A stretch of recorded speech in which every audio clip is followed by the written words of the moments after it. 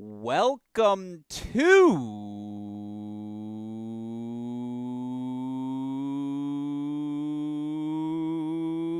waiting for the drum roll. Here we go. Now I finally got it. Hey, great shot.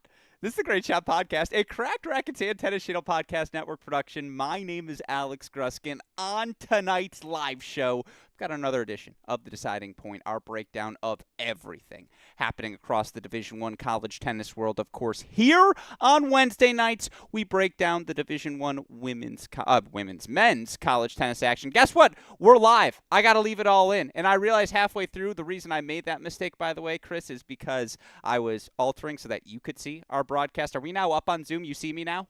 I see you, but the quality is awful. Okay, that's good. Well, then we're right where we need to be. Again, Westoff is here on the ones and twos. Welcome in, everyone. It's a little messy here on tonight's edition of The Deciding Point, our breakdown of everything happening across the Division One college tennis world. Here on Wednesday nights, let's try that again. We break down the Division One men's college tennis action. Now, why did I get confused? It's because my co-host and I here tonight just got done finished just got finished up calling the opening round of Big 12 opening round tournament play. Again, I've spoken a lot of words here tonight. I will try my best to rein things in as we progress through this podcast. I feel bad for Westhoff. He's going to have to leave that whole intro in, or he might actually have to do some editing from a podcast content side here tonight. Very rare moment indeed. But look, it's the last season of the last season. You know what? Woo. It's a We're rough gonna night, Gruskin. watch this. We're gonna do a full fresh start. You like this, Chris? Watch this. Here we go. Three.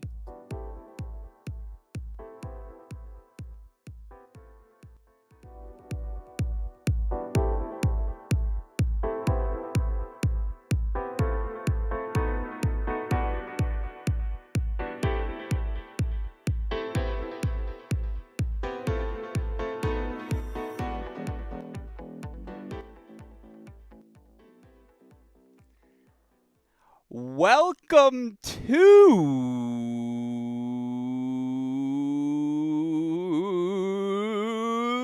Hey, great shot.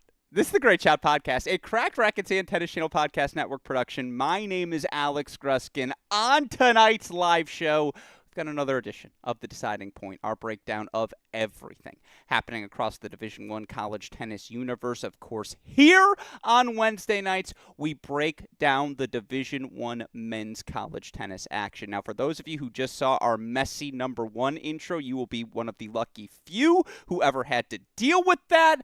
We're going to start things over. Clean slate, as of course. It's one of the final weeks of this 2025 Division One college tennis season, of course. For some, their last weekend of regular season play, now officially in the rearview mirror for those same teams, of course. It's conference tournament week. Three of our biggest of the bunch, of course. Big 12, SEC, ACC conference tournaments all kicking off this week. Part of the reason I can't speak, part of the reason for my confusion, I'm sure some confusion you'll hear tonight from my guest, is that we got done not calling Division One men's college tennis action, but Division One women's college tennis tonight, as of course the Big 12 tournament now officially underway. First few matches in the books here in Waco. By the way, you can follow our first ball to last coverage of this Big 12 tournament championship on ESPN Plus. Our coverage continues tomorrow, 1 p.m. Central Time, with our first Big 12 men's match of the event. We'll then have two more round of 16 women's matches each. So 4 matches total, 2 for each of our broadcasts. A lot of great tennis ahead. All of that is to say, make sure your ESPN Plus subscription is renewed. Just about all the NCAA tournaments going to be on there. It is going to be the home for 2025 college tennis postseason play. So again, make sure that subscription's renewed. Then come hang out with myself, Chris Halioris, as we call this week's Big 12 tournament action. Before, though, we dive too deep into this week's tournament play, we got to recap what was for some, again, for many, the final weekend of the 2025 Division One men's college tennis regular season. And joining me to, I certainly hope, help me speak better English and sort through everything we've learned over the course of the last week is a man you all know best as a returning champion to this show, and of course the forefather of the college tennis ranks formula predictions, never far from the listed UTR. He is the lean, mean Michigan Wolverine. He is the professor. And yes, the Department of Homeland Security did call his home and say, you have a suspicious amount of phone activity here this week, sir. What is going on? The man everyone in college tennis wants to speak with right now. It's Chris Halioris joining us once again on the show. Chris, hey, great shot. Welcome back to the program. This is the month stretch where you are the most popular man in the business. Have you let that fame get to your head, my friend? How are you feeling here tonight? Yeah, that's infamy, not fame. But yeah, no, I mean, it was great. Obviously, got to kill the night, calling the opening rounds of Big 12 action for the women, and watching some of the conference play unfold today on both sides. And yeah, I mean, heck, we're gonna get into it, but a heck of an opening day. in the SEC tournament for the men, in the ACC tournament for the men as well. A few very interesting results to talk about, and that's what makes this the fun time of year. And then you get to start looking at teams that are, teams that are in and out. I know we're going to talk mostly men, but this is what makes this time of the year fun is when you see things, and it's not fun for some of the teams like I'm about to talk about, but you see someone like an Alabama women's team that goes and loses their opening round match in the SEC tournament. They are right now inside the cut line, but done and ineligible because they needed to win one match to stay 500, and they're a game under, so they're out. And that's just brutal. You do not want to finish inside the NCAA cut line. And I was messaging a coach about this tonight, and this can happen to anybody. So, Alabama coaches, you can take this personally if you want, but if you end up inside the cut line and under 500, it is nobody's fault but yours. You knew that was coming.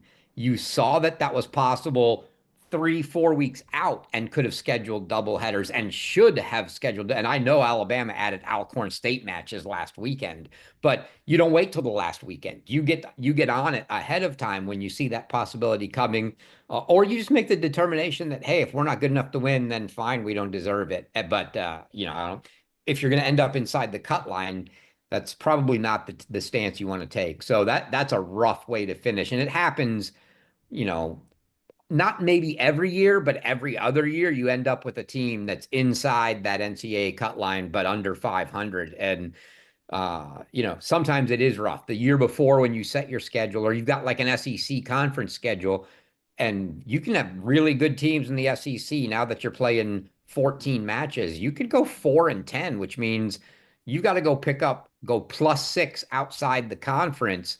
So you got to make a decision on, are we scheduling a bunch of cupcakes? And if we do, then we're still not getting in the tournament because we only picked up 4 good wins in the conference. So I know it gets tough, but still, you got to manage it. You got to figure out a way. Well, to that point, and I think my question to you was, how are you doing tonight? And I like that that's where you are. So just let the record show.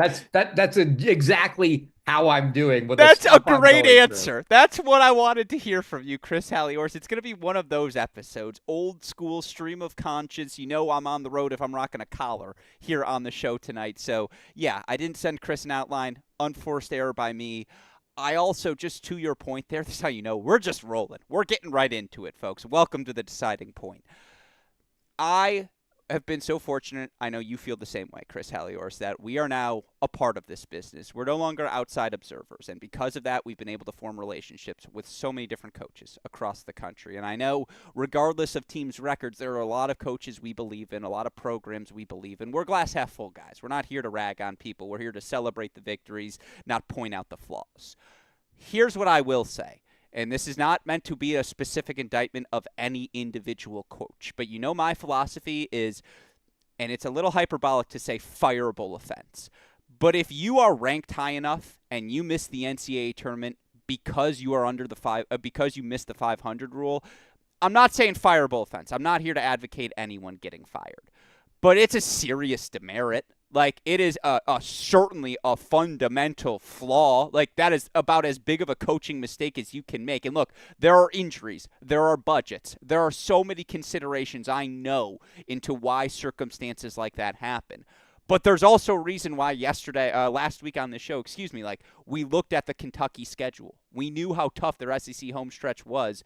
They scheduled the doubleheader for the Tuesday, going into that being like, we're not even going to mess with it. Let's get our 2 wins now. And we pointed out, that's damn good coaching. Like, it goes both ways. If you are under 500 but ranked high enough to make the tournament, that's a demerit on your resume. That is a self-inflicted unforced error. It's funny you say it that way because you and I didn't have this conversation beforehand. The coach I was just having this conversation with while I was doing the Big 12 via text message while I was doing that broadcast, those were literally the words I used, Gruskin, and it was partially for exaggeration, but I literally said that should be a fireable offense. I mean, it's not okay. I mean, I get it because there are things that happen, and Yeah, there are sometimes, fireable but offenses. yeah, Yeah. yeah, that's not a fireable offense. It's just a really bad look, is what it Yeah, is, right? It's not. I mean, we're exaggerating when we say it's fireable, but it is a look on nobody but you. Like for you sure. are the coach. It's your responsibility. You just got to stand up and go, yeah, we take it. That's on us. And we didn't get the things done we needed to do, and I'll take it, Yeah, and that's where it ends. and So by the way, if you want to avoid that, you have some questions scheduling wise. A lot of you have my phone number. Even more of you know how to find Chris. He's the actual guy. You'll ask me, and I'll say, I don't know, I got to ask Chris. I'll call you back in 15 minutes. Like you can chart that out in advance. There are ways to do it, and every school's got some school that can try. Again, there are different ways to scheme around that 500 rule that I just think in today's tennis, I'm going to stick with the term. It's a massive unforced error if you do anything otherwise. But with that said, Chris Halioris, I have 1, 2, 3, 4, 5, 6, 7, 8, 9, 10, 11, 12, 13 tabs of results covering a bunch of fascinating teams from the last weekend of play. I want to break down those results. We can talk through the top 10, talk through the top 8, top 16, then offer our thoughts on where things stand entering this week's conference tournaments, who needs it most, who are the teams you're watching most closely. With that said, let's get into it. And let's start at the top, as of course for many it was the final weekend of regular season play. A bunch of different matches with those sorts of conference implications. Of course, the number one going into the weekend was the Saturday showdown. Number one Wake Forest taking on top 5 NC State. Of course, NC State and I say top 5 because I'm like, I know I have them 4. I know the rankings I think have them 5 or 6. Like, oh, we're just going to call them top 5. And that way I'm close not going to enough. be wrong there. Top 5 NC State taking on a Wake Forest team that, of course, undefeated entering the match, not just in conference play, but undefeated overall on the year. And by the way, undefeated despite the fact that had we seen Dostanic, I think, once in total since the National Indoor suit up for them, guess what? Make it twice. We've seen Stefan Dostanic as the senior was back in the lineup for the Deeks once again. And look, ultimately, the scoreline was 4-2. And that sounds fairly close. It was a definitive victory for Wake Forest, who grabbed the doubles point. They end up going Luca Pau, DK Suresh at the 1 spot, Dostanic Robertson at 2. They do keep Cabal Botachi together at the 3 spot, wins at 1 and 2 for the Deeks in doubles there. The big number, I mean, how much have we talked about how good redshirt freshman Jules Laurel has been for this NC State team? Welcome to the majors, Jules, as he got the Luca Pau treatment. Luca Pau, not 1-1, not 1-0, double bagel 0-0 at What the do I number say to 5 that, spot. Gruskin? It's Passover. That feels rude. I don't know. No, same thing I say. If you get double bagel, I say I could have done Uh, that. that's true. I should have known that. That was an unforced error by me. Should I restart the show again so that I can get Yeah. that right? um, I mean, again, that's not meant to rip on Jules. I feel like we have built up the credibility where we can say, look, no disrespect, Jules.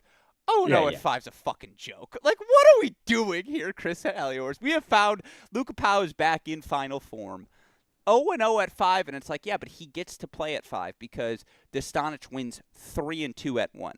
Charlie Robertson, 4-4 ultimately the clinch, a very good win over Fons von Sambeek at that 4 spot. Now, for what it's worth, great win for Borshek, 3-2 over DK at 2. Great win for Staheli, 4-2 over Silas.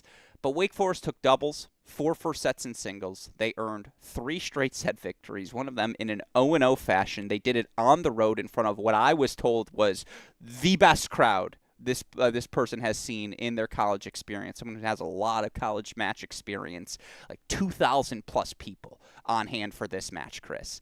And Wake Forest just gave them the old-fashioned shh. We're number 1. We're 33-0. And Chris, I'm starting to think there might be a big delta between them and the rest of the field, even though I watched them scrape by 4-3 in the semifinals and finals of indoors. It's just like 33-0, and when they have Dostanic back, they made a top 5 win look easy. Yeah, it's hard because I don't, it's not like 98 Stanford good. I don't know if it's like 2013 Virginia good, right? Or, like, It, what about those three-peat Virginia teams? I guess, like, it does feel as complete. Sorry, you brought it up. So now we're in. It feels complete like those teams. Like, I'm trying to think of the most complete teams. Yeah, 20. it's a Yeah. team that could run it, Yeah. but you just don't feel like it's a foregone conclusion. Like they are definitely sitting above everybody else, but I don't know. I don't get the feeling, sure, I'm going to make them a heavy favorite. Do I think that they're just like, it's orders of magnitude better? No, look, I mean, they've played their shares of 4-3 matches. They've even played 4-3 match with Georgia, who's not Yeah. even a top 20 team, right? So they're definitely they're definitely beatable. It's just that nobody's been able to do it. They find a way, but it's like I said, it's not like 98 Stanford finding a way where no, you just don't get points off us. No, Yeah. everybody the good teams all get points. It's just nobody's been able to figure out how you actually get four of them. Yeah, no, that's really well said. I've been thinking about the champions that we've covered in our time. Like, I mean, 2019 Texas, yeah, they were pretty solid everywhere, but you also felt like they could win any point, but they could also lose any of the 6 points. And they were really good up top with Siskard. Bruce, if you're listening to this, please don't send me an email. They were so good. 2019 Texas was awesome. You know what I'm saying there, Bruce. It just was like you didn't have the blue chippers the way it was like 21 Florida had Bicknell, Goodyear, undefeated at 4-6 entering that final. Although even then, like they were very leaky in doubles, and you did feel like again, Riffus ends up winning the NCAA title from the 2 spot, but you could attack Andrade, Yeah. like you could attack freshman and now top 20 in the country, Ben Shelton. Ben, please do email me with your angle. Yeah. Um, Andrade had a 12 mile an yeah. hour second serve. I By the mean, way, I was thinking about it. 22 Virginia might quietly be the most complete team we've seen in a run. Like I was thinking about, do you remember it was Getz at 4, Gianni Ross at 5, and Barbatzer at 6? I was like, oh yeah, that team was unbelievable. Like that was the best of the 3 Virginia teams for sure. I mean, you had some spots you could attack for TCU, right? It felt like last season you knew how good whoever was at 2, PJ or Fernley, was going to be, but it felt like you could attack Pedro last year. Felt like you had to get a win at that number 6 spot, and certainly when they were Gorsney-less, you felt like you could attack them at 5 and 6 during the season as well. I mean, you have to beat Tachi, it feels like, wherever he is playing, and in this match he was up like 6-4, 6-all. You say, fine, you have to beat DK at 2, but like if he serves well, that's not going to happen. I don't know, because they're 33-0, and the numbers on paper, I saw the dialogue. All due respect, I'm not a Barstool guy, and a lot of people are, but I saw the Barstool Wake Forest dialogue of this is the single most dominant team across sports in history, and I wanted to be like, well, that's not true. Like I just want to. not even in tennis. Yeah, Not it's even like let me close. just stop you there. That's not true. But there is like, especially with Texas a little banged up, and we'll get to them next here in a second. But they just took a loss. I still don't know for TCU. Like, is Vivez going to be in a boot, or is he going to be good to go? I think he'll be good to go, and it sounds like the timeline from speaking to people around campus here, like it sounds like Pedro's going to be playing this postseason. I'd just be shocked if we don't see him. But like I don't know, I do think there is a delta has emerged between Wake Forest and the rest of the field. I do think they've earned that benefit of the doubt. Do you feel that way? Yeah, there's definitely a delta. I don't think it's so great that you're like, oh, they're just not going to lose, right? Like you would have thought with some teams. But they definitely are.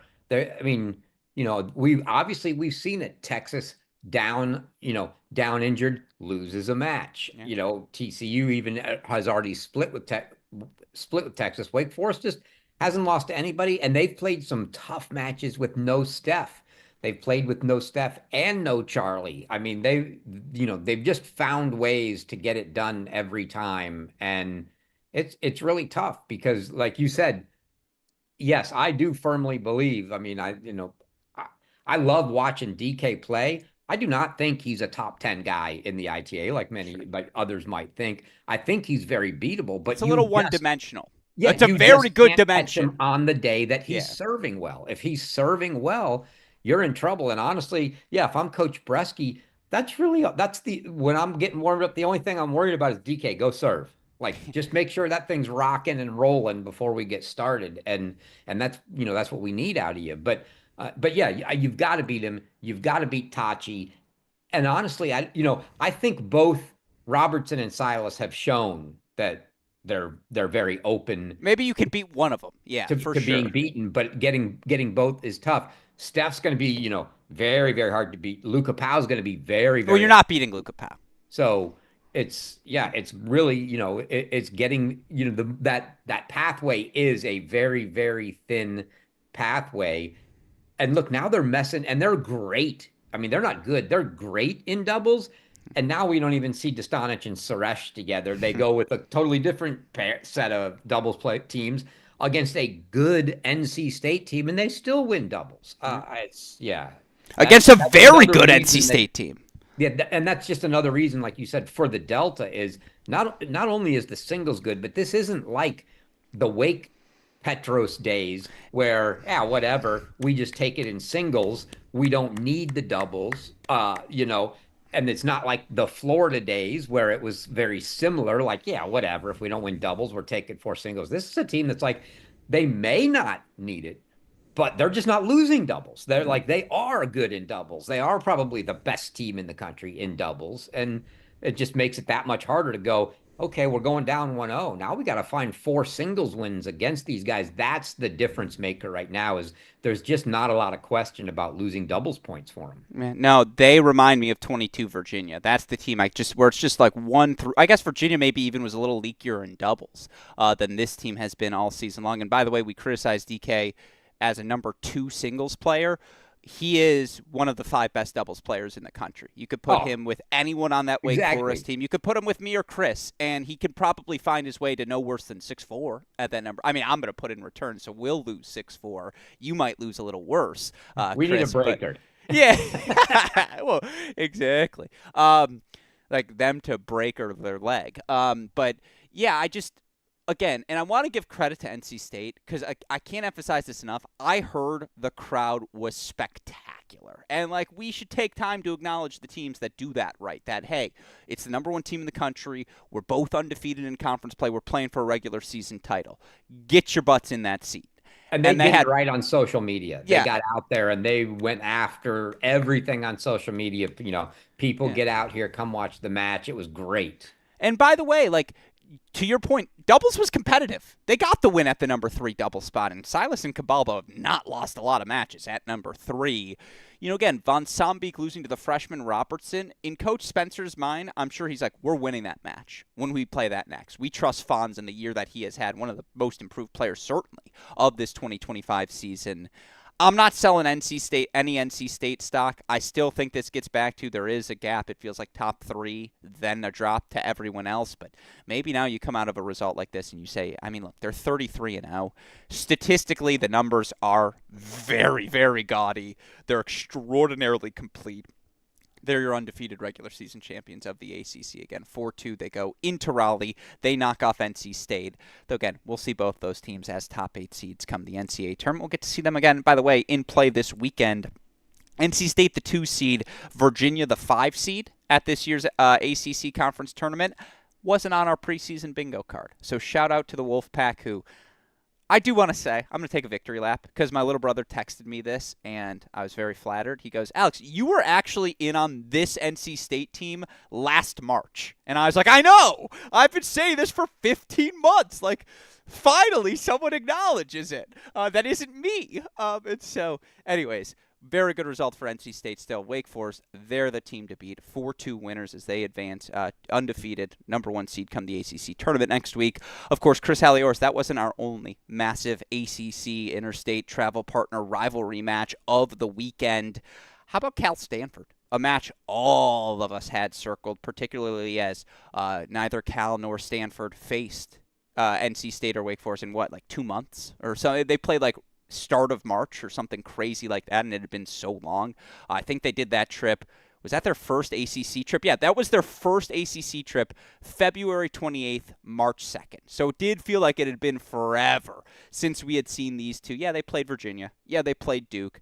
They played Duke in front of no cameras if you're Stanford. Obviously, Stanford hasn't had cameras all season long, so to have an opportunity to see them face off against Cal, obviously, again, top match for these two teams. So I guess you didn't get to see it, right, because it was at Stanford. But shout out to the Cards. They drop the doubles point. They end up finding 4 singles victories, all of them in straight sets. Huge for Stanford to have junior Samir Banerjee back. He'd been out for a little bit. He gets a straight set win over Carl-Emil Overbeck at the top spot. The big thing is this team was 7 players wide, and figuring out who between Godzik, Rezegi, and Rivera in particular would fall into the 5 and 6 spots. That was the biggest lineup question Coach Goldstein really had this season. Pick the right combo on this day. Godzik, 2-2 over Derek Chen. Rezegi, 5-3. He was down, I believe, 5-2 in that opening set as well over Lechno Wyzatinsky. You like that? Was that what you were going to go with or no? I go with what they put on the play site scores. Lechno. Yeah. That's all. That's literally all Cal puts what is on he? the score. I mean, he's not an airport. FLW. It says LW is all it says on the play site. Flying into FLW. I like that. We might have to use that. We'll workshop that moving forward in his career. But again, massive win for Rezeki. Massive win for Nico Godzik. And then let me just say, there is no one on this team I would want in the clinching position more than Hammer Hank. And it's Henry van der Schulenburg, the senior, who ultimately clinches the victory 5-1 over Timofey Stepanov. Again, they drop doubles and no drama. They take 4 first sets. They protect each of their leads. For a Stanford team that we have accused over the years, I'll just say it, of being soft. That's how you know we're unfiltered here tonight. We have accused Stanford of being soft over the years. Cal is a team that a soft team is the opponent that a soft team crumbles against because they're loud. They are in your face. And this team, after dropping doubles, didn't crumble. They put up 2 middle fingers and said, watch this. Really good victory for the Cardinal. I could argue it's their best victory since the Fawcett Kumar days. Like, this was one they needed, and Chris, they grabbed it. Yeah, I mean, a great win. Honestly, I'm a little surprised that the singles lineup has ended up. I did not envision that the best of their singles lineup would not have Hudson Rivera in it. Sure. I think, and I still think that we're going to see changes between for sure Godzik, Rezegi, and Rivera in those bottoms, and maybe for Coach Goldstein, it's a matchup thing. I don't know, but yeah, they look good. We talked about this going into the weekend, right? When you made me do the picks, and I said, yeah, I like Stanford. You said, well, what if there's no Banerjee? And that was kind of the question: is, hey, are we going to have Samir Banerjee? And Banerjee was there, so good for Stanford. They actually had, that's also been an Achilles heel of theirs. Look, I'm not so sure we've called them soft as much as we've called them underachievers over the last several years. And a big reason for some of that underachieving is just they've gone years now, it feels like, where they've never been able to consistently play the actual full, their 100%. Full lineup. It's always missing somebody. Basing's out, Bosforetti's out, Ferry's out. Just like someone's always Basing's out. Wrist is cracked for half a year. I mean, it's always something there. And that's been a problem. And right now, they've got the full complement in there. If they can remain healthy with the full complement, I think we go back to, look, they had the full complement and couldn't even touch TCU. So I think it's really tough to go hit that top level of that includes Texas TCU. But beyond that, they're right there with everybody from 4 down. No, I mean, look, the ACC tournament is fascinating this weekend, and that we're going to seemingly get probably a Virginia-Cal rematch in that 4-5 slot. Again, Stanford, like NC State. We have talked about it all year. That second tier, those 3 through 9, 3 through 10 teams, if you want to throw Cal in there as well, that have just been 4 through 9, 4 through 10 teams that have just been kind of clunked up as a group all season long. 3 of them are at this tournament. Like Stanford, Cal, Virginia, 4 of them, if you want to include Cal. Stanford, Cal, Virginia, NC State, all are in the tournament. Like, 2 of them are going to get a crack at Wake Forest probably here this week, if barring upset. It's a massive data point. Like, all eyes need to be on Carey this week because, again, Stanford completes an excellent season. Like, when was the last time Stanford goes 19-5 in regular season play and it feels this good of a 19-5? You'd go all the way back to 2018, when they made the National Indoor Final. For Cal, I still don't know, by the way, if they're playing their full lineup. They've dealt with a bunch of different injuries so far this season. And, again, reading Chris Quinta's comments after, Stepanov up in that first set against von der Schulenberg. The airport known as FLW, he was up 5-2 in his first set at 6 as well. Like, Cal had some looks. Theo Dean, great win. 2-4 over Kyle Kang. Alex Chang, also, he's been dealing with some injuries this year. He was up on Basing, although down 5-4 in the second set when the match was clinched. It's unequivocally Coach Quinta's best season. They're 18-3 overall, 10-3 in the ACC, and they're going to finish with the top 4 seed in conference play. They went to Virginia and earned that win, maybe the best win in recent program history, 21st century Cal men's tennis. I think Stanford needed this. So I am more confident about this Stanford team. They have proved it in reality in a way that for the last half decade they had only proved on paper. I guess that's the biggest takeaway. Yeah, no, undoubtedly. I think it's actually, I mean, the story for both teams right now is just really good. Stanford's finally coming through. They're healthy. They're putting up the results that they just haven't been able to put up. And it, like you said, it feels good. And for Cal, best season they've had in a long time. And look, we're about to. They start their ACC tournament play Friday. We don't know what's going to happen, but it's not inconceivable that they're almost undoubtedly going to get a match with Virginia, but they could get Virginia, and if they win Wake back to back, just imagine what the storyline is what we're going to be talking about Saturday if somehow they win those 2 matches. And it's not inconceivable, it's not like past years where we go, okay, there's like 0.01% chance of that happening. It's obviously nowhere near 50, probably not even 25 to get both of those, but it's actually feasible, something that I wouldn't rule out, which is just something we haven't been able to say for Cal. So I think it's a very good time for the ACC West Coast teams. Last 10 years, what of those seasons did Cal make the semis? I'm going to say none.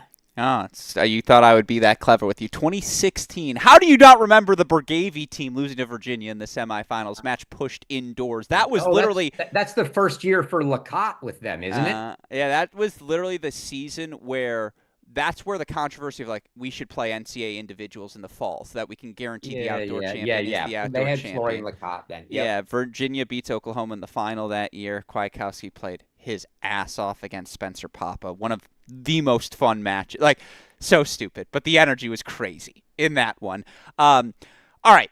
That's, again, huge win for Stanford. 4-2, they knock off Cal. Now I want to go to the Southeast. And my favorite 3 hours, 2 hours, 3 hours of this 2025 season, they happened on Sunday. And, Chris, I just want to hand things over to you because simultaneously, and honestly, if you want to offer some women's commentary here, please do, because, like, you had that A&M Georgia match. You got to see all of the thrill there. Vanderbilt, Tennessee was 4-3 simultaneously. Oh, by the way, during that, Georgia 4-3 over Texas A&M. Tennessee 4-2 over Texas. Maybe my sneaky, like, favorite was just funny result. Oh, by the way, you also had, like, this is the sneaky funny favorite one. Mississippi State 4-3 over Alabama, just kind of like squeezed in there. They're like, yo, don't, like, I get you've got these top tier things happening, but, like, watch us, please. You had to balance all 5 of those at once. That's God's work. Take over. That had to be the most insane. It was so cool broadcast that I've had to do, because I had 3 matches on that were, basically 4-3 matches, and looking at scores in the background for other matches that were 4-2, 4-3 type matches, waiting for, like, I can't bump anybody. Who do I bump here to bring this match on? I can't do. I need, and we can't go 4 wide or 5 wide because it's hard enough even when it's triple box. You can see the big box well. Yeah. The other 2 are there just to kind of keep you aware of what's going on. But is really hard to just sit and watch that unless you're on a 80-inch TV or something. It was unbelievable. I actually started the sequence of that day without the A&M Georgia women's match on. I had a different women's match on. I let that one, which was the Auburn LSU match, I let that one get through the doubles point and said, look, I got to switch. We got to go over to A&M and Georgia and bring that one in. And yeah, it was just insane. And like you said, it got down to matches like Mississippi State. They should have lost that match to Alabama. I don't even still don't know how they got out of there with that match. And that was like an afterthought to the other matches that were going on. We had both A&M Georgia matches, which were both spectacular. You had the men at Georgia, the women at Texas A&M, both going on at the same time. You had Tennessee, Texas, and Texas is playing shorthanded, no Burnett seven. and Sachdev, right? 5 and 6. Yeah, yeah, Burnett and Sachdev. No Gorsny, no Lucas Brown, no Ojakar in the lineup both days this weekend. And they play Georgia and Tennessee, and they dropped that one 4-2. You have the Georgia men beat A&M 4-3. Auburn LSU men go 4-3, and I don't even get to show. That's one of the ones that was like in the background. I'm watching, but I don't get to really show it. I probably popped in for 10 minutes of it or something. That match goes 4-3. It was just an unbelievable finish to that day. And like you said, throw the women's matches in there too, because obviously when I'm doing the SEC coverage, it's all of them. And I'm just looking back. We had the 4-3 Vandy Tennessee women's match that was and when you're playing at Vandy, you got 4 courts, so it's a 9-hour match. I can't even remember where that one was. But it was Mars. yeah, that was just that was the craziest stretch I've ever had I of. was. I've never been more jealous. Yeah, you texted in that like, Chris, I'm looking at your squad, all the scores you have right now. It's like it's insane. Like, It yeah. was so impressive, and two things off of that. Well, more than two things, but one comment, and said with love. I know him very well. We've half a decade together. Nate Walrath, not your country club. He goes, "Oh, wouldn't it be great if we had a red zone for college tennis?" I was like, "Listen, dumb fuck." And I would say this to his face, by the way. But I was like, "Listen, dumb fuck. What do you think we've been doing for half a decade here?" I was steaming at that tweet. I was like, you know what? This is probably leave that in the drafts. But I would say that to his face. Also, he knows I love him. That's why I can say this on the show with no regret.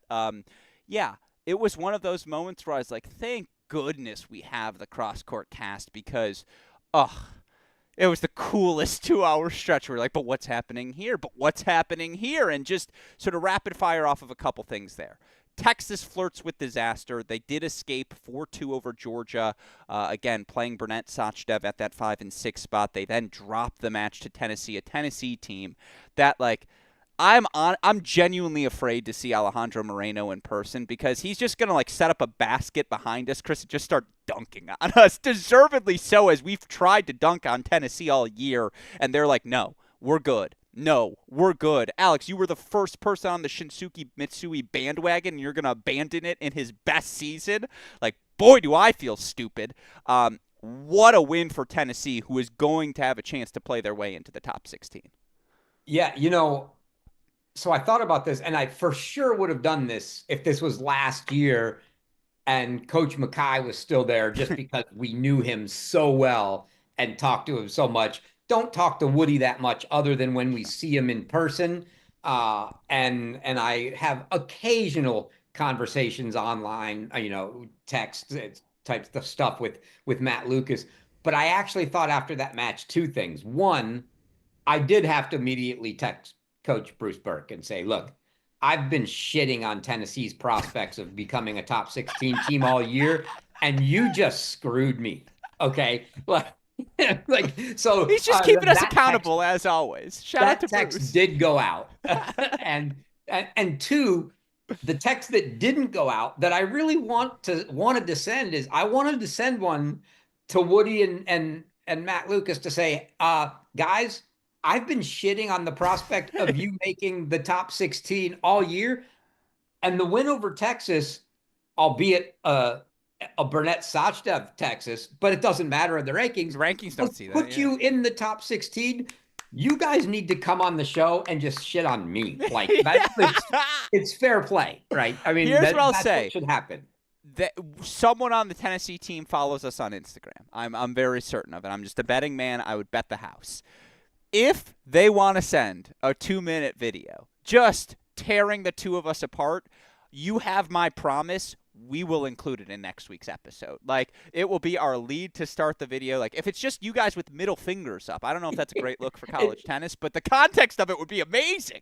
Like, we would endorse it. Yeah, you need to you got to do your research. Go back 2 years, find the Julio Perego rip on us, and do something better. Yeah, exactly. Or just like, have I told you the impression that my roommate Michael Azzopardi does of me? Like, someone could probably do our voices now and do a really good impression of us, like, getting excited about it and, like, you being like, I don't know if Tennessee's very good. And then whenever my buddy Michael does an impression of me, he goes, oh, shut the fuck up. And he just, like, takes his voice, and it's like, damn it, that is what I sound like when I get angry. And so. That like, sounded very Tony of you. Yeah. I always slip into Anthony Montero voice. I can't help it. He's the authority of my life. Yeah, it's really good, though. Again, it's a really good impression of me because it gets under my skin. That's how you know it's good. I do a great one of him as well, dude. All of that is to say, I don't feel any worse about Texas. Like, I do think that tough loss for PY at that number 2 spot in the Georgia match, but, like, he's been so good all season long. Timo still just like death, taxes, point on the board for Timo. They were so shorthanded. Like, it's concerning if we're not going to have them this week, but they've earned the benefit of that doubt. Yeah, it's just like, let's give them this week before we hit any sort of panic button, right, on the Texas front. Yeah, and look, I don't think Ali Ojikar's been out for a little while. Mm-hmm. I don't honestly know that we'll see him this week. And if you're Texas, at this point, they're pretty much locked into that 3 or 4 spot, right? Overall, what's the actual, other than winning the conference tournament, what is the actual motivation for them right now? If you're Coach Burke and you're looking at it and you have a couple guys that you're managing because of injury right now, do you take the chance to play them when you're not 100% sure that they're as good as they can be, or do you give them 2 weeks to get healthier and be ready for the NCAA tournament? It's 100% the latter. So unless he's sure those guys are ready to go, I don't think we should see them, which is why I say Ojikar hasn't played in a while. I just don't think we see him. Gorsny has always had a few, he's had a back thing, and I don't know I honestly don't know what it is this time, but I think that may have been more preventative. We might see him, we might see Lucas Brown, but I'm not even pushing the panic button, even if I don't see them, because if I'm Coach Burke, I am actually resting them because they've got another 2 full weeks before they have to play an NCAA tournament match, and that's the one that really matters, not the SEC conference tournament. Hell, they can probably get away with resting some of them that opening weekend as well with the depth this Texas team has. Now, I do want to give a shout-out to Georgia, who dropped doubles, 6 first sets against Texas, had every reason in the world to just roll over and say, not our day, and they were a third-set breaker with Burnett away from like winning that match over the Longhorns. And again, absolutely taking that one. Purcell, Braswell, in a third set, all due respect to Jonah, but you probably lean towards the senior. That's a match Purcell has to win, I suppose, with even more urgency, just given the shorthandedness of that Texas lineup. And yet, what a win for Evan Burnett. There, Coach Burke's like, hey, we're rolling Evan today. And he was like, Evan McDonald? Like, no, he graduated, Coach. And he was like, no, you, Evan Burnett. And credit to Evan Burnett. What an awesome win. And again, Texas holds on there. And that could have been crushing for Georgia going into the weekend. They said, no, this is actually inspiring. let's try to get off to a faster start, and maybe we can knock off the A&M Aggies. And lo and behold, that's what they do. Probably their best win of the season is they knock off Texas A&M 4-3 to do it after dropping doubles in the way that they did. You look for this Georgia team. They grabbed 4 first sets. They won on each of those courts. MPP, Pulsell, Pinto Cinsano, Ratsu. Really impressive stuff for a Georgia team that we have set on paper. First of all, in my mind, Quinn, Boosie, and Mickelson are still all on their bench, just injured right now, but we'll see them in May. It's always worth mentioning that fact. Like, that was part of their 5-year plan, and unfortunately their plan was too good. But man, that's a really good win for Georgia. And because of that win, because of that weekend, they rise up my power rankings of teams I am most fascinated to watch here in the conference tournament, because it just feels like they could be due for one of those weeks. Yeah, and the intriguing part is if they get by their first match in the SEC conference tournament, they're staring at a rematch with Mississippi State, who they beat in the regular season. So that one to me is, I mean, that's got to be one that Mississippi State might have circled. Still waiting to see. Look, Mississippi State's got a similar concern for me as Texas, just not, it's not 3 guys, it's 1. We haven't seen Nicolo Baroni in a few weeks now. So looking to see if we're going to see him again. They pretty much, I mean, they're locked in a top 16 spot at this point. They're sitting at 11. Could they drop themselves? Could they lose to a Georgia team and drop to 12 or 13? Sure. Are they really that concerned about if that happens or not? Or would they rather play the long game of, hey, Nicolo's 85% this weekend. Are we going to play him? Yeah, probably not if that's the case. I don't know where he's at, but I think you're all these teams that are sort of locked into the field and locked into where their position is just not a lot of motivation to take chances with guys with whom you're managing health concerns with. Yeah, no, again, there was already going to be parity in the SEC conference. All you had to look is regular season play where they all beat each other up, including now Texas here at the end. It's going to be fascinating. You know what I would love to see for this SEC conference tournament is I love on Jeff Sackman's tennis abstract. I love the challenger profiles on the right-hand side of the screen that give you percentage chance. It's all using the ELO ratings, but percentage chance that for every player, who's the favorite to win the whole tournament. It's called and the then forecast. If you go into the challenger, it gives you like the round by round, right? Yeah. Like, I would love to see the and taking into factors like, hey, Texas might not be healthy. Mississippi State, the 2 seed, might be missing Nicolo Baroni. The 3 seed South Carolina, oh, guess what? They're at home. Like, they might legit be a co-favorite here this weekend, which is, crazy to think in a conference where Texas just ran the gamut until the past weekend. But yeah, you got to watch out for South Carolina at home. They are a totally different team at home than they are on the road, and that's where the conference tournament is, folks. Very well said, especially, again, if Texas is going to be shorthanded. It's absolutely fascinating. We'll get to that conference tournament more in a second. Chris Halioris, rapid fire here down the home stretch for some interesting teams. Do we want to put a gentleman's bet if UCLA beats Ohio State in the Ohio final? I'll pay for every dinner while we're here in Waco at the final site. If Ohio State beats UCLA, you pay for every dinner when we're here at the final site. I'll even give you the better odds there. Or no, other way. Ohio State, you get what I'm saying. A UCLA I get Ohio State is all I know. Yeah. But I'm telling you, the most UCLA thing to happen would be for this UCLA team who got great wins this weekend over Michigan State, to then at the Ohio beat Ohio State, win the conference tournament, and then have all of us being like, oh, here they come. Like, this is the UCLA team we thought we might see at the start of the season. And by the way, for them to get that 4-1 win without Spencer Johnson, still over Michigan State. I mean, they're playing a corpse of a Michigan team right now. No Gavin, no Kate. You better beat that team as definitively as they did. Same for USC, who obviously gets the win over them. Michigan State does get a 4-3 win over USC as well.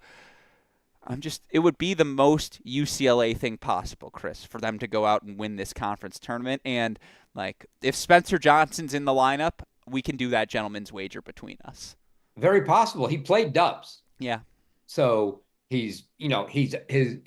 The elbow is good enough to at least play a set of doubles, right? So now it's a question of just, I'm sure strength and reps and making sure that it's not swollen and all those good things.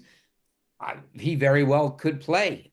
Again, though, if I'm UCLA, they're not finding their way into a top 16 spot. I haven't run the numbers. Like if they actually ran the entire tournament, could they somehow, could they somehow make it uh, No, top 16. Yeah. to a top 16? But look, you're not the Big Ten tournaments at Columbus. You're not doing that. Yeah. Like, Oh, it's in Columbus. The women are in the Ojai. You're right. yes, You're right. Oh.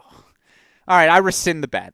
yeah, Would have been smart by you to make it there, Chris. You could have had it. Let me yeah. say this, though. UCLA is as likely to beat Ohio State in that final as they are to lose to Purdue in the early round matchup. Like that's where I think I am with this Yeah, UCLA that's team. that's a pretty apropos. Yeah. Uh, Which, you know, which, by the yeah. way, make them immensely fascinating. It means I'm tuning into every match that they're playing and locked into their scoreboards because it's April 16th and I still have no idea how good this UCLA team is. By the way, I still have no idea how good Michigan State is. I still have no idea how good a healthy Michigan would be. And I haven't spent as much time watching this USC team as I probably should have this year. Fascinated by all of them. It was a fun West Coast trip for the Michigan sides. Last two teams I want to mention here, Chris. How about fucking Vanderbilt? Like, what? I'm going to swear again. A fucking weekend for the doors outside the top 45. On the outside looking in. What does Vanderbilt do at home? 4-1 win over Arkansas, 4-3 win over Oklahoma. You look at the projected rankings, Vanderbilt now currently sitting at 44, smack dab on the cut line, but they're on the cut line now, Chris. Well, you have a problem there. They're done. Did they lose today? They did. Oh, no. Yeah. Vanderbilt's done, and that was a 4-3 fascinating to match. Alabama? They played Alabama, and Planine did not play. Planine gets to South Carolina. I'm not going to get into what happened, but he's a little got a little hurt, Yeah. and he did not play today. It'll be, I'm sure, day to day for him now. But that match still with no Planine, Alabama goes down doubles. Vandy gets that doubles point. They end up in a 3-all match and basically a full third with Krisnick, and I can't even remember who he was playing. And Alabama ends up getting that match to win it, and that was the life. That was a tournament life right there for Vanderbilt. That was on the line in that match, and unfortunately, it didn't go their way. So Vanderbilt is now again. They're Scotty Brown. You listened to what I said earlier. You're there. They finished two under 500. And the problem for them was not only did they need to beat Alabama today, they probably needed another one, right? Yeah. So if they don't lose that 12 and 13, they come in 12 and 13. That means that one gets them to 13 and 13, but they lose the next one. They're still one under. They had to win 2 matches here. Very tough ask. They had to play some doubleheaders. I'm going to give him the benefit of the doubt because this team was very much on the outside looking in. But they always also had a chance. You're in the SEC. You're always a 2-0 weekend away from having a chance. And so, by the way, it was Michael Ross who got knocked off there in that matchup on court number 4. Whatever. You're in Nashville, for crying out loud. Yeah. Play Belmont to come play you. Pay Lipscomb to come play you. They're right there on a doubleheader.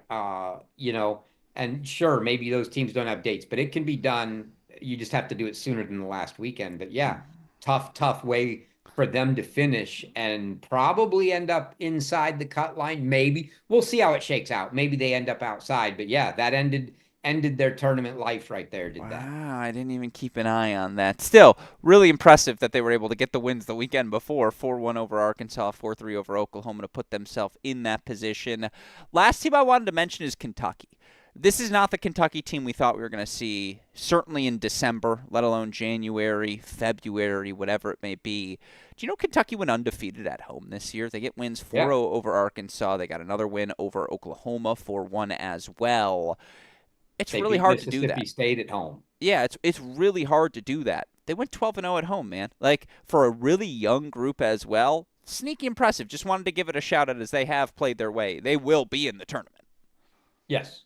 Yeah, Absolutely. and Yeah, no, great. It's a great home schedule. And again, it's not quite the, the frigid cold of a Michigan where Michigan and Michigan State are basically playing indoors and even Ohio State, right? You're playing indoors until like the last 3 weeks of the season, and then finally you get to play outdoors. They get out a little more than that, but a distinct indoor advantage for them in that facility, and that's the four-court facility. They're always good at home. But to go undefeated at home and in an SEC yeah, conference, I mean, clearly you had to have a little favorite, favoritism in the scheduling. You obviously didn't draw Texas at home, but fabulous for them nonetheless. But it does bring up questions when obviously they're not going to be at home for the first two rounds. So depending on where they go, things could be tough. It hasn't been great for them on the road, and they just haven't been honestly, the things that have been their strengths the last year, Eli Stevenson, and Charlie Lee Cosnay just haven't they have not done this year what they did last year. So it's been a little bit tougher for them, but they're still a really fun team to watch. And when you got Guibido at the top that you just brought in and all that talent there, it's a fun team. yeah. It's a very very interesting one to watch. And again, there is some sneaky experience. Like Cosney has played some matches. Loudon has played some matches. Obviously, he was able to do last year. Weeks has played some matches. Stevenson has played in some big matches. They're going to be a tough out. They're not going to be at home, but they will be a tough out. Certainly still here in the postseason. And again, a very impressive final weekend. But that's your final weekend for many of the regular season. Now, Big Ten still has another weekend to go this week, and there's still some non-Power 4 conferences, Rocket and Roland. But before we get to the big conference tournaments here, Chris, let's do a quick edition of the rankings. I'm going to look at the projected rankings on your website right now. You tell me if this team is a lock for this sort of seeding or no. That work for you? Yep. All right, we can rapid fire through with the professor. Wake Forest. Oh, they're locked one no matter what happens. They're so locked, they're actually locked into a top 8 next year as well. TCU? Uh, yeah, they're locked, I think, at two no matter what happens. Texas, Ohio State locked in the 3-4? Some order? No. Ah. Only because imagine NC State beats Wake Forest. Okay. Like that's possible, right? NC Sure. State's right behind them, only 2 points behind Ohio State in the rankings. If they were to win that conference tournament and pick up a win over Wake, they absolutely are probably going to vault themselves up. Depending on what those two teams do, Ohio State just doesn't have much meat on the bone. There's no huge points in the Big Ten tourney.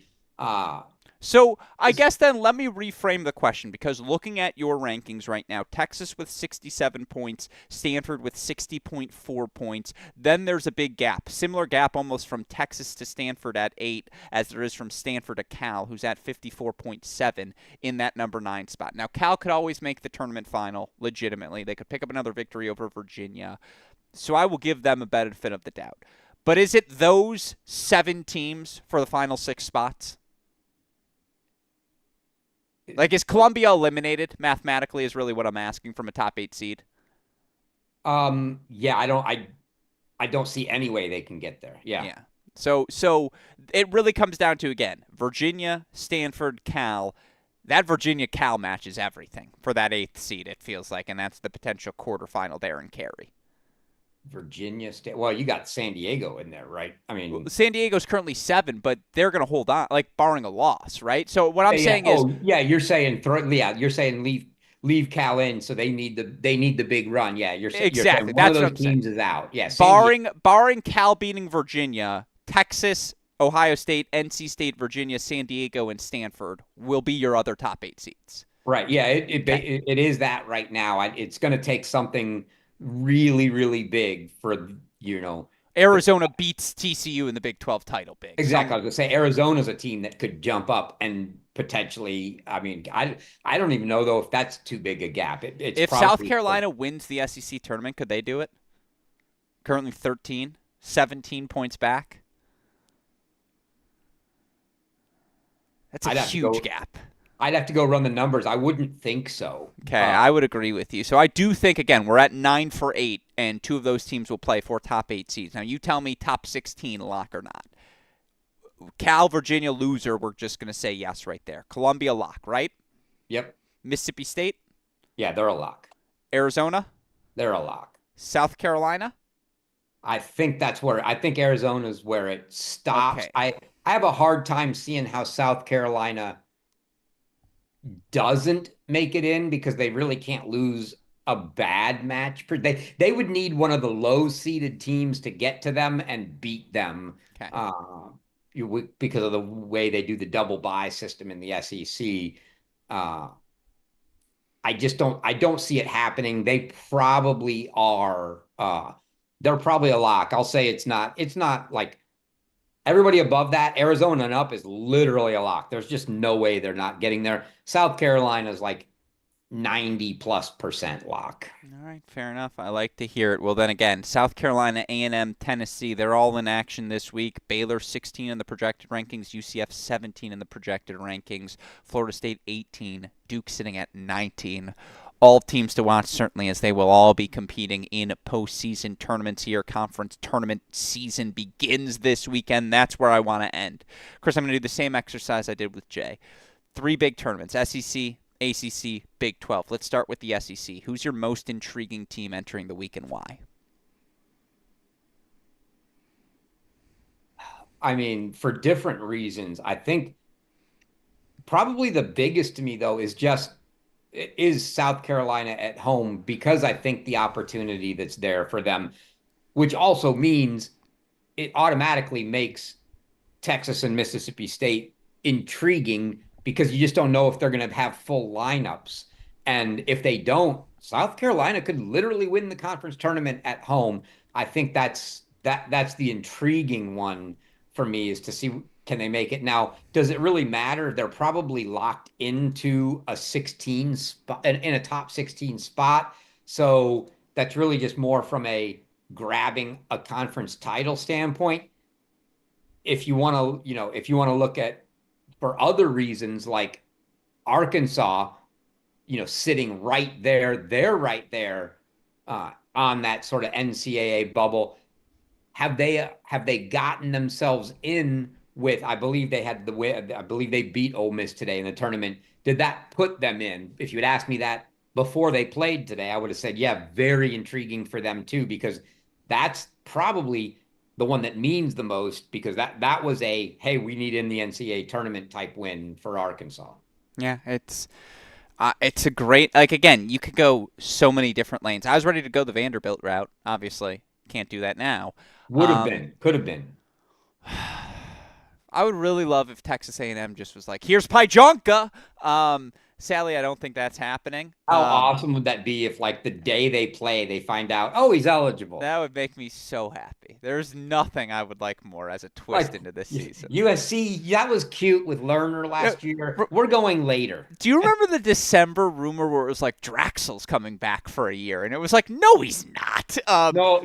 You don't know how real that actually was. Okay, but I'm not saying, well, yeah, and now he's top 250 in the world. I'm not saying it wasn't a real rumor, but it's like, I want all of those rumors to come to fruition this week, where it's like, oh, we're going to get Draxel. You know what? Let's give Wake Forest Boyton. Let's see. Where would he play in this lineup? Would he play? Let's see what happens. Yeah, all the rumors. I want it all to be true. Styler's still got a year left. No, it's just, again, I think I'm going to go Georgia just because they're getting hot. And I was always intrigued by this team, the talent they had 1 through 6. Like, I thought, again, they could be frisky. I don't know if they're great anywhere, but they could be good everywhere. And they're solid everywhere. Yeah. The thing that intrigues me with them is I'm intrigued the bottom of the lineup. It had been Volpetta for a while, and now all of a sudden it's Majubin at 6 and Volpetta's out. I think that's just a coach's decision because Volpetta's not been winning, but that's interesting to me. I'll be watching that in the NCAA tournament or in the SEC tournament for Georgia. Yeah, no, it's gonna be really good. All right, ACC, who's your most intriguing team? I think the answer's obvious, but I'm curious who you go with. I think it's two paths. the most There's intriguing. two teams here. Come on. Why are you gonna? I'll give you a And you're hint. saying I shouldn't pick Wake? No. But there's nothing intriguing about. I mean, they're going for undefeated, so it's very intriguing. I'll give you a hint. Their coaches were roommates. Oh, come on. Ramsey and Andres. Yeah, it's Virginia and Duke. Like this is and you can pick which one do you want to make the argument for cuz I'll make the case for the other.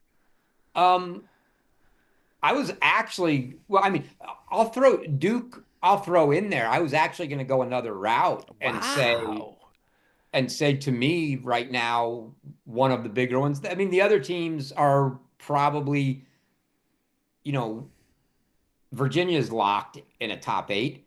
The team that's got something to fight for right now is Florida State. That was a good. You're right. I should have mentioned them. They're in a battle to try to get a top 16 host spot. They need a little help and they need a little bit and they need a little result. And so that's a very intriguing tournament for them because they still have an opportunity to play themselves into a hosting spot. Yeah, for me, I say Virginia because we kept waiting for them to go on that Montez, Rodesh, Von der Schulenberg, Kiefer like run through the ACC undefeated, run through the conference tournament, and be like, oh no, they're here, and that's not who they've been. There have been some lumps, obviously. I still don't know what their lineup would look like for the best version of it if I was asked to make it, other than I'd play Hodar at one and then kind of just be like, dartboard, dartboard, dartboard. What can I get away with? They're an obvious one just because of what their aspirations in our minds were to. I mean, not what their aspirations, but what their potential was perhaps to start the season. I mean, everything you said about Florida State amplified about Duke. And this is a Duke team, again, on paper, were the most fascinating team of the offseason. We said last week, I'm so sick of all the off-court noise that has been generated surrounding this group through no fault of their own. Like, just like losers. That's what it is. Losers if you need to cyberbully a team to feel gratification for yourself. You are losers. I don't know how else to say it. But it's added up. Like, it's clear that it has impacted the results for them on court. That is undeniable. Like, this team should be far better, and it does feel like right now the sum of its parts is less than the whole. Right? Did I do that right? Because it's you want the whole to be more than the sum of the parts, and it's like it's not right now. I like if they got hot this weekend, I'd be ready to jump right back in on the bandwagon and be like, no, Landau's playing 5. Like, Krug's at 6. Like, this team is still, on paper, awesome. Now's your, Yeah, like... they're going to get they get Notre Dame tomorrow, and if they win that, then a very, very intriguing matchup with NC State. Yeah, it's crunch time. And just, again, this team has had an eye on it, a magnifying glass, through no fault of their own, all season long. It remains here in the conference tournament. I'll give one last shout out from an ACC perspective, especially as we come into this tournament and given all the results that have happened this year, a match that finally went the way of the Irish today. I have to go back. I want to go look now. They've been on the wrong end of so many 4-3 matches. I mean, we could even throw 4-2s, but just 4-3s. I mean, I'm going to go. They beat Miami today 4-3. They lost to Louisville 4-3. They lost to Virginia 4-3. They lost to NC State 4-3. They lost to Cal 4-3. They lost to North Carolina 4-3. They lost to Illinois 4-3. I'm going down. They got one over Yale early. They've just been on the wrong end of all those 4-3 matches. And you just have to feel good for a team that finally gets on the right side of one. And that happened today in the ACC tournament. So shout out to the Irish and Coach Satchire for getting on the right side of one of those 4-3 wins. They could absolutely beat Duke. Like, I just want you to know that scenario is out there. I watched them play NC State. I watched them play Wake. I watched them play Virginia. Yeah, nobody likes playing them when you're facing a team that can beat you in doubles. They've got D'Amenco and they've got some other good dubs pieces. And they've got nothing to lose. D'Amenco at 1. Yeah. Like, it's very easy to be down 2-0. Yeah, no, that team is good. That's another reason why you put Duke on the list, because they're going to get tested right out of the gates. Again, Notre Dame is a frisky group. Last but not least, Big 12 tournament. What intrigues you most? I mean, I think just like honestly, if my gut first reaction, who is V like TCU is Vives play? What do they look like? Sure. Uh, I need to I need to see what version of TCU we've got, and like I said before, it may not even matter because it still may not be Hmm. the TCU team that we want to see. I would love to see Vives in there and a full lineup for them just to feel better about it. Do I think it's critical? No, it just would make me feel better. Uh, Yeah. Outside of that, I mean, there's a lot of different storylines. I really There's, want to see like the problem is UCF the 4 seed? I think so. I It's, think they are. yeah. No, really, no chance unless it's the final Well, to that get Arizona again. that And brings me to the team, and I need you to clap for me when I say it here, Chris. Arizona. yeah, Yeah, it's just they're the team. Has anyone, and I say this with love, because no one respects what Smith has done more than I have. Does anyone like again when they get to the train station of J Friend Island, there will be like a little monument on the side, like Alex Gruskin donated the initial $10 to build this train station. Because we were on the J Friend bandwagon from the start. Has any team done less to be top 16 coast to coast in our time doing this podcast than Arizona? Like, said legitimately, I remember their losses to UCF. Couldn't tell you another win. I know they beat Baylor, but couldn't tell you like one thing other than I know Colton's been awesome this year. Jay's been awesome this year. I mean, I'm a loser, so I know Rosen's been awesome this year as well. But like, I couldn't name a signature victory. I couldn't name a signature moment outside of what Colton has done on the pro circuit for an Arizona team that has been coast to coast top 16 that you called a lock earlier. Come here to Waco and beat Baylor in the semifinals, you'll have my attention and be like, yeah. This is a top 16 team. Obviously, if they were to beat TCU in the final, now it's like, whoa. What can this team do when arguably they have two of the five best players in the country? I just, for a team that's been coast to coast top 16, I still have no idea how good they are. And so I need to see it here this week, Chris. They're the one I'm most looking forward to watching.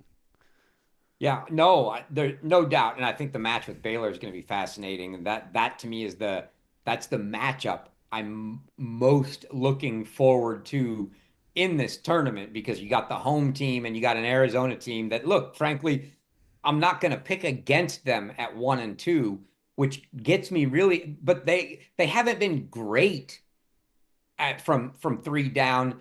The real question to me is right out of the gate, if they win dubs, you're in serious, serious trouble. I mean, no, there's no team coming out of losing doubles to them that goes, yeah, don't worry, we're okay when you're staring at Colton Smith and Jay Friend at 1 and 2, down 1-0 already. Like you don't feel good about that in the least. And I don't care if I don't even care if you're Wake Forest. You don't lose dubs to them and then think, yeah, not a worry. We got it because you're like Coach Bresky's going, we could legitimately lose both of those matches at 1 and 2. So we better win 3 through 6. And it can be done, but it's not easy. So yeah, they will be it'll be intriguing to see them and not for the top two. The intriguing part is now that we're getting to big time conference tournament, which leads us right into NCAA tournament, what are those bottom four guys going to do in the big moments? Because we know what we're going to get from Colton and Jay. I don't know what we're going to get from those guys now against top level competition. So let's see it against Baylor at Baylor. And then if they can manage to win that one, let's see it against presumably TCU. Goyo Chrysokos versus Smith Friend. Who you picking and why? 1-2, 1-2. What's the better top two? I mean, clearly we're talking 2018 Goyo Risojos. Who both made the NCAA singles finals, by the Yeah, way. yeah. I would say Chrysokos beating Goyo in the final. Goyo's still playing good as he pushed Shelton to a 3-setter yesterday, but Risojos, I don't. He's probably stranded on a beach somewhere. I don't There's know. not a chance. I feel like for each of the last 1,000 days, Petro Chrysojos has ended his night with a Corona in hand. Like, Yeah, yes, I yeah. too would He make is, that wager. there's zero tennis running through his head when he lays down to bed at night. Probably nasty as a paddle player, but Yeah. yes, very little tennis. The question is, does he look like Barbatzer now? Well, That's what I Ah. want to know. Like a bosser that had to come back and get back in shape to play for Yeah. Virginia. Is that what Petros looks like? But back to your question, uh, man, oh man, it's so hard to, they were just so good. If they were playing today, yeah, I'm taking Colton and Jay, but just sitting back there thinking what we saw and how Petros was just unbeatable. And boy, Petros versus Jay, just like you want to build a match for me, that's the one. I mean, you know what I actually legit want to see? Goyo versus either one of them with only one overrule allowed. With the new rules. That's a That's cheap shot. Borna, he said it, not me. I love Borna. He's still a very good guy when I see him on the road. That's funny. I'm still taking Borna Petros. I still think that's the best one I too. think I Yeah. think I have to lean that way too, just because I know. I mean, I know where they is, but it's like how many matches? Colton hasn't lost a match this year. He hasn't played and then the thing I think the thing that holds you back a little bit is that he's missed a bunch of time because he's been off playing his pro tournament. So I don't know what he is, 12-0 maybe, and Yeah. in the the dual match end of things. He hasn't played a full complement, right? So so maybe you're just leaning out of lack of seeing him as much. Man, I would just love to see the match, but I'm with you. I would probably have to lean Petros Borna. I'm going to text Petros and say you suggested picking otherwise. The disrespect you are having for history here, Chris. I'm devastated. Just tell him that he was up 5-2 double break on Nuno indoors at the indoors and couldn't close the match. So that's the disbelief running through my head right now. First of all, you know what? Never mind. I was going to say, I don't think Borna will respond to my text. Petros will. And he'll be like, Chris, don't you remember you guys created the 45-minute rule, which was, hey, Petros, you have 45 minutes because we need you to go coax That's Melios right. through his match at 4. And you need to go be responsible for 2 wins right now. Yeah. Anyways, there's your history lesson. Picks real quickly here. SEC, who you got?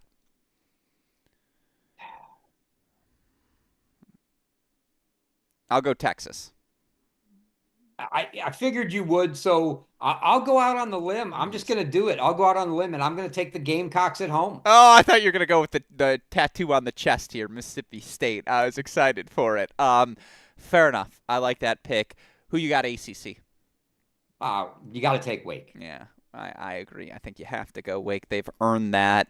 I will be on the call for the final, so I'm not going to make a prediction, but I'll let you make the prediction. You got the Horned Frogs here in the Big 12? Yeah, I mean, even a Pedro-less TCU took down Baylor without, an issue. So I really think that if someone's going to push them, it's probably got to be Arizona, and it's some work to do to get there for them. If there's no Pedro, I think Arizona absolutely can beat that team. I think with Pedro, but now he hasn't played in a while either. I still think you gotta stick with them. Haven't seen enough of everything beyond Colton and Jay to think that you can pick them. So I gotta take TCU, and we'll just watch the rest of it for entertainment. Do you think any of our modern listeners think it's cool that I text with Petros Risokos, or are they all now like, who? Who? What? Petra? What? Is that a person? So again, that's why we got to keep name dropping them, so that you guys don't forget the history. Last 2 predictions I need from you here, Chris, and I'll offer them as well. Number 7 San Diego at number 28 Pepperdine. Who you got? You got to go. Say, it's been a roller coaster for Mm. Pepperdine. You got to go San Diego in that match. I love the Pepperdine team. I love all the young guys, but they're just that. They're young. It's a roller coaster ride. San Diego's not. You got to take the Do Toreros. me a favor, in honor of that Pepperdine tank top, show me a little shoulder here, Chris. Come on, give me a little something to work with. Yeah, yeah, Coach Schachterly hasn't responded to that tweet to say, "Oh, it's on its way, Chris." Yeah, that's my way of asking for you, Chris. It's the least I could do there. Last one here. Number 9 Columbia at number 20 Harvard. Who you got and why? Oh, I mean, even though it's on the road, still got to roll with the Lions here. Look, Harvard took a tough one, last weekend.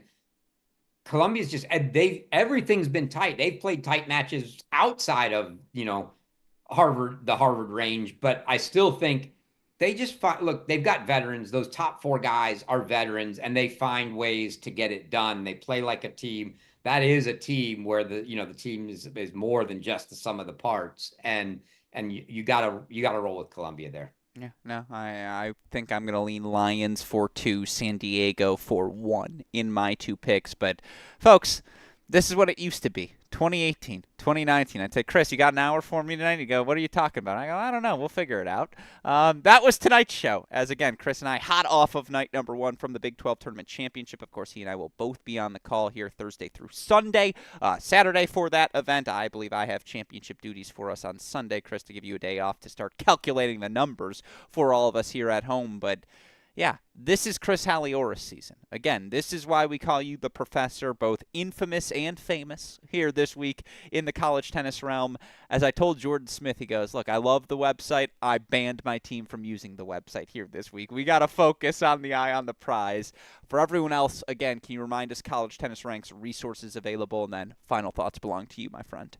Yeah, obviously we had a few new things go up there, but clearly at this time of year, everybody's looking at the projected rankings, and right below the NCAA projections that show all these swaps that the NCAA will take into account. It's amazing, actually, the number of texts I've gotten from coaches this week to say, hey, like, when do they do that? And I tell everybody, literally, they do it for every team back to back. They do this comparison, and they're like, even if it's a big point difference. And I said, that's one of the factors in the tiebreak rule, is how big is the point difference.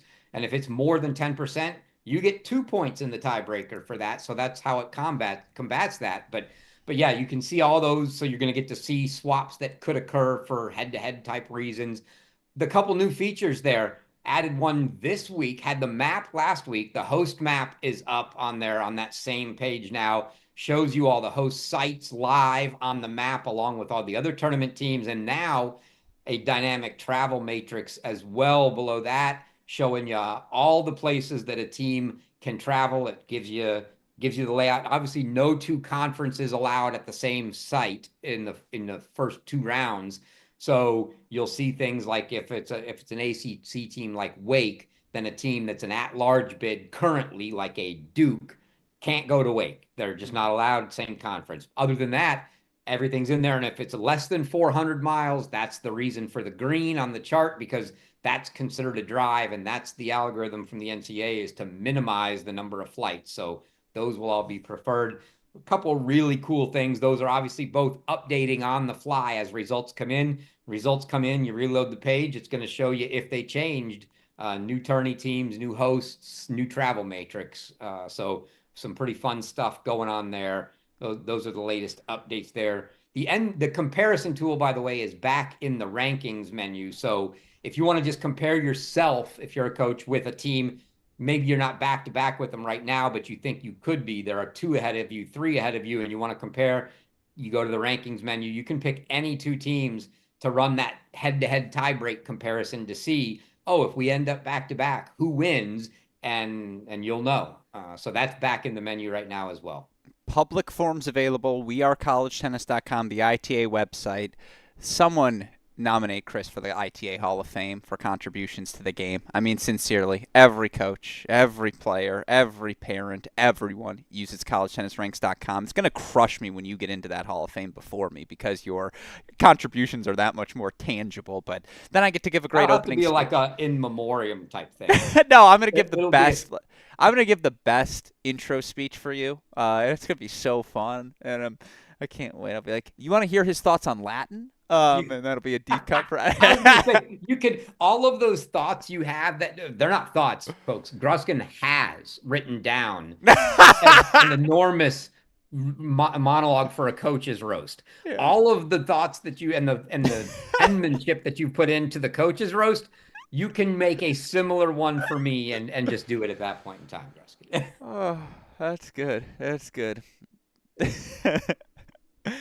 His only single lifetime fail is to think he could rock the ponytail.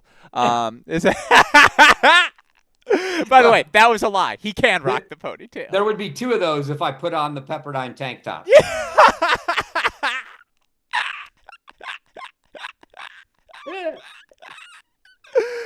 That's good. That's where we can end tonight's show. A shout out to you, Chris Halioris. A shout out, as always, to our super producer, Daniel Westoff, for the fuck of an editing job he does day in, day out, making everything possible. Apologies for the F-bombs. You guys know, at the end of these broadcast days, the filter's gone. And by the way, should more drama unfold, I will keep asking Chris, you want to go live tonight? Because we're both going to be awake. We're both going to be available. So this will not be our only live show here of Conference Tournament Week. Make sure you are subscribed to the Cracked Rackets YouTube channel. Subscribe to our Great Shot podcast feed. A shout out, of course, to our friends at Laurel Springs for their support in making sure we can have all of these platforms available for all of you as well. To learn about their resources, go to laurelsprings.com today. With all of that said, for the fantastic Chris Halioris, our super producer Daniel Westoff, and from all of us here at Cracked Rackets, I'm your host, Alex Gruskin. Chris, what do we tell all of our listeners? Hey, great shot. And we will see you all tomorrow for more Big 12 action. Thanks, everyone.